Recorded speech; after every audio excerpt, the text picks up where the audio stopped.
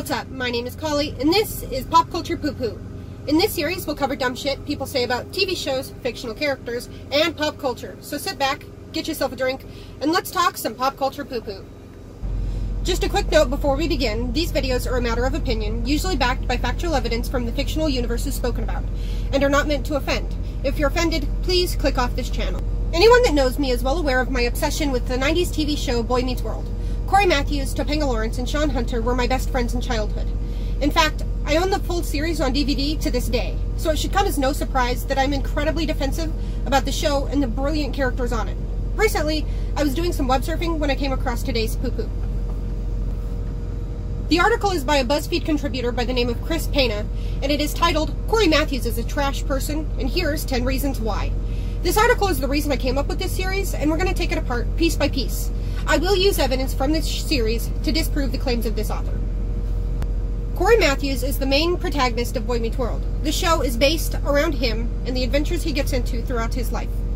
The article is meant to make us believe that Cory is a trash person, but I found myself not agreeing with it. There are 10 reasons included in this article, and while they do highlight the flawed aspects of Cory's character, I don't think they necessarily make him a trash person. Hi, hey, hello, you're familiar with Boy Meets World, right? Of course you are.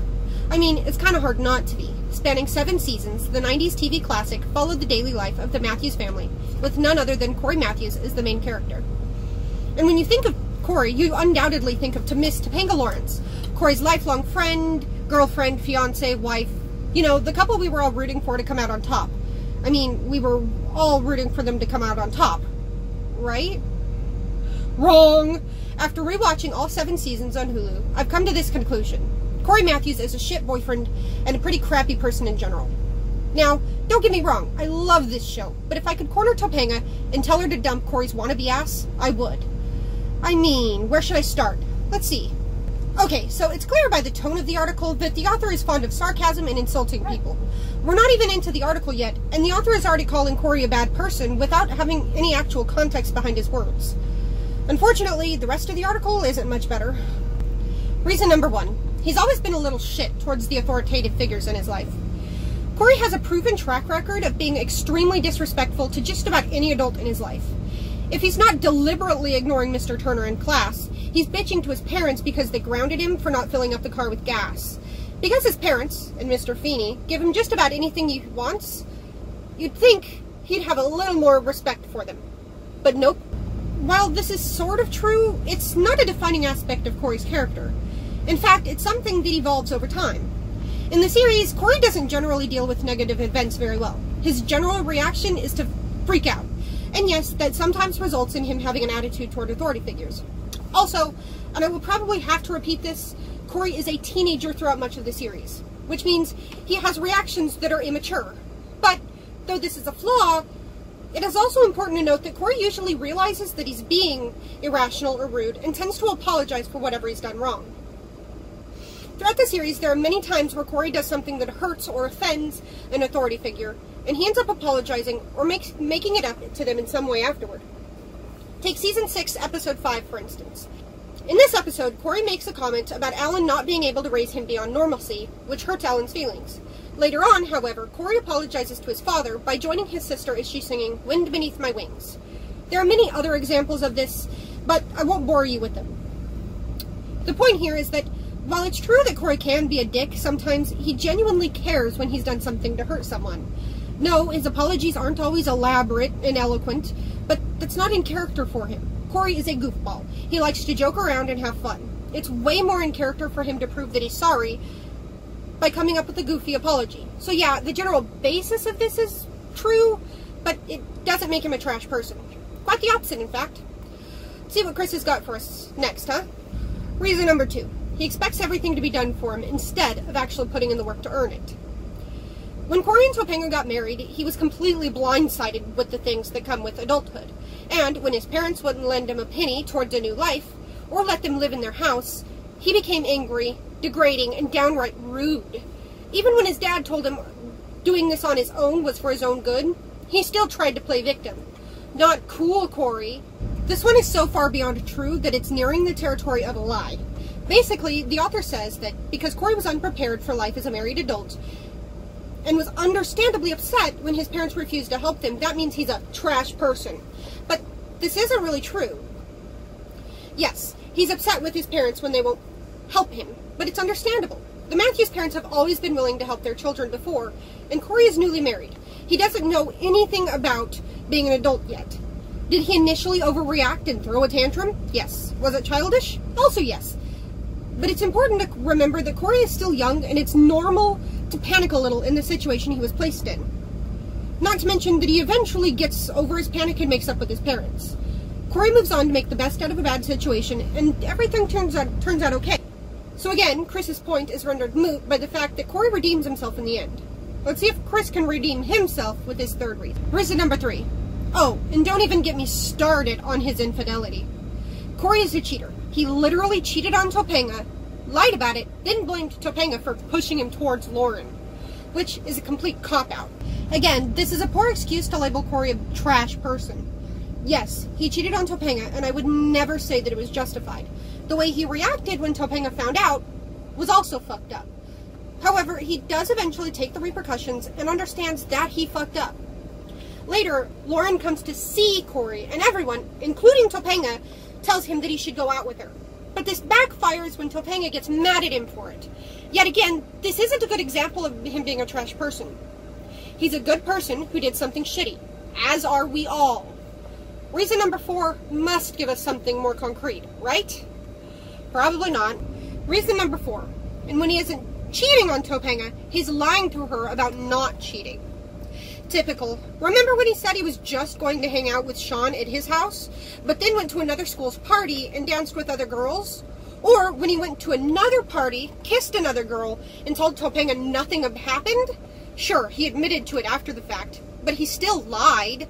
Again, the author seems to be taking events and twisting them to fit his narrative here, and it really doesn't work. Cory did, in fact, do both of these things, and it's definitely not okay, like at all. But again, he realizes that he fucked up and redeems himself in the end. Not to mention, Topanga forgives him and is able to move on after all is said and done. We're gonna need some better evidence in number 5, Chris. You're not convincing us thus far. Reason number 5. He also never really gave two shits about Topanga's hopes and aspirations because he was borderline obsessed with Sean. All throughout high school, Topanga's main goal was to get into Yale. When she made the wait list, she was clearly devastated. But did Cory notice? Nope. He was too focused on what was happening in Sean's life. And when Topanga finally got his attention, his response was, "Wait, what are you talking about?" Nice one, Cor. You let us down again, Chris. This one is another bullshit reason. Cory was a little bit more focused on Sean than he was at Topanga at times. It's true. But let's look at the facts here, shall we? Sean is Cory's best friend, and Topanga has known that since day one. It's completely natural, and in character, for Cory to be there for his best friend when Sean needs him. There's nothing wrong with this, and it doesn't make him a trash person. No, Cory shouldn't have put Topanga on the back burner like that. But he also shouldn't be expected to completely drop his best friend in favor of someone else. I'm not seeing any real evidence of Cory being trash so far, and the list is almost over. Let's hope the last reasons give us something to work with, huh? Reason number 6. Did I mention his lack of respect for adults? He's pretty much always treating his parents like garbage. If getting upset with his parents for forcing him to figure things out on his own because it's what's best for him wasn't enough, he literally pushed his own father down because he couldn't play another game of basketball with him.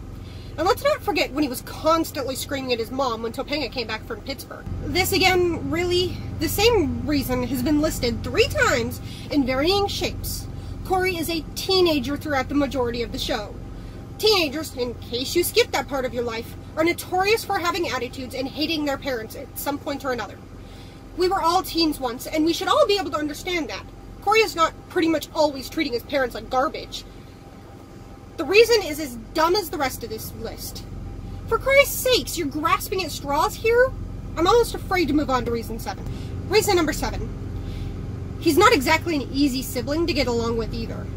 Sure, Eric wasn't exactly easy to deal with, but Cory did nothing to help the situation either. When Eric was moving out for college, Cory felt left behind and retaliated by way of arguing over a damn baseball. A baseball!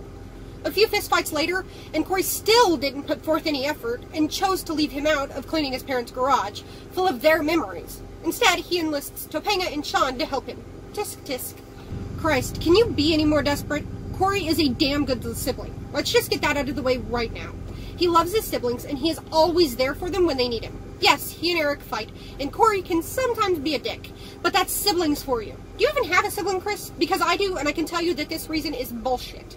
Siblings fight. They do stupid shit to each other, and they're not always nice.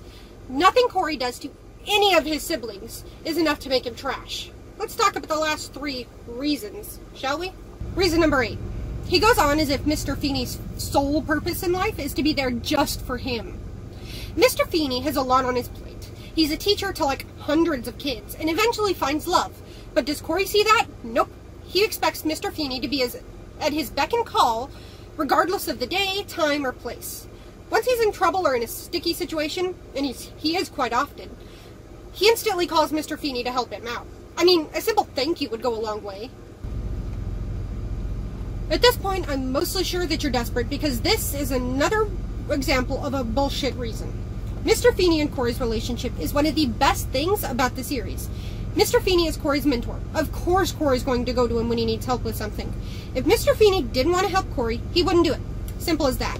And yes, Cory does thank Mr. Feeney. Several times, in fact. It's true that Cory does sometimes take advantage of that kindness. But he always apologizes in the end. So once again, you're wrong. Moving on. Reason number 9. He's constantly unaware of his privilege. Cory lives and comes from a life of leisure. His parents give him anything he wants, and he's never had anything serious to worry about growing up. That isn't the case for everyone, especially Sean. And when Sean acted out because he had a rough upbringing, Cory sees it as unfamiliar and rejects it. Instead, he attempts to reprimand him for his bad behavior when he doesn't even bother to see the root of the problem. But hey, they're best friends, right? I should have seen this coming. Cory is a kid raised in an upper-class family by parents who love him, so yes, he sometimes doesn't understand that people don't have that luxury.